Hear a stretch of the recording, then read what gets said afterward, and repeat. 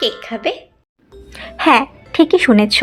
শীতকাল পড়লেই কিন্তু আমাদের মনটা কেমন কেক কেক করে।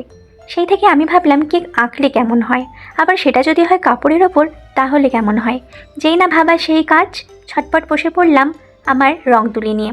তারপরে দেখতেই পাচ্ছ আমি কিন্তু খুব সিম্পল স্টেপ দ্বারাই ড্রয়িংটি কমপ্লিট করে নিয়েছিলাম। প্রথমে যথারীতি আমি হালকা কালারের ইউজ করেছি এবং আস্তে আস্তে ডিপ কালারের প্রলেপ দেওয়া শুরু করেছিলাম।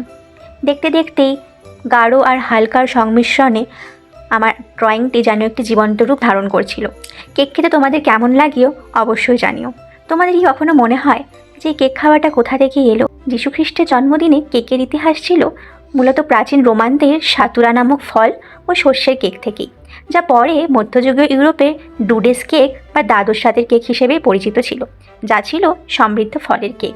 আর তা থেকে কিন্তু আমাদের এই শীতকালের কেক খাওয়ার সূচনা হয়।